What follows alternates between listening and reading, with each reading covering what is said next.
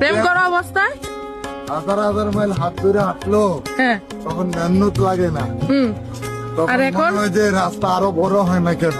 আচ্ছা, আর এখন? আর যখন শরীরে জোর থাকবে না, হ্যাঁ তারপরেও তো আমি আমার পছন্দের মানুষ নিয়েই হাঁটতেছি, মাশাআল্লাহ মাশাআল্লাহ। ওইভাবে হাঁটতেছি। আব্বু অনেকে তো দূরও পারতো না। আলহামদুলিল্লাহ, আলহামদুলিল্লাহ অনেক মাশাআল্লাহ। সুন্দর জায়গাটা, অনেক সুন্দর। আব্বু মুখে নিয়ে ধানমন্ডি লেকের পার আসছি আর কি।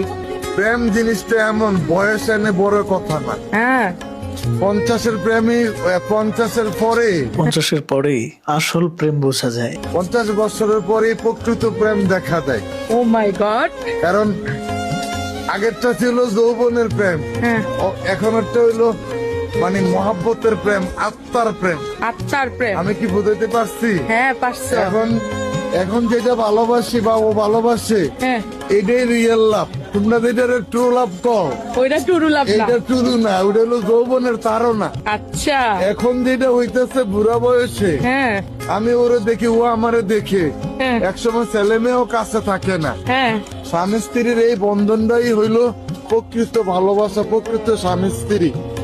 একটা নাটকে বলছিল স্বামী স্ত্রীর আলাদা করা যায় শুধু মৃত্যু দ্বারা, হ্যাঁ আর না হয় আর আলাদা করার সুযোগ নাই। বুঝছো? বুঝছি। এটাই হলো বাস্তবতা। সেই জন্য জামাই বউ দুজনই হচ্ছে দুজনের প্রতি পারফেক্ট হইতে হবে, লাইক আমার বাবা মায়ের মতো। মাশাআল্লাহ বলতে ভুলবালা, সবাই কমেন্টে মাশাআল্লাহ বলো। মাশাআল্লাহ। শুরুর যে প্রেমটা ছিল, যদি শেষ বয়স পর্যন্ত না আসতো, না টিকতো, এই ধৈর্যটা যদি না থাকতো, তাহলে প্রকৃত প্রেমটা পূর্ণতা পেত না। ভালোবাসার আগে বিশ্বাস প্রয়োজন, বিশ্বাসের আগে ধৈর্য প্রয়োজন, তাহলেই ভালোবাসা পূর্ণতা পায়।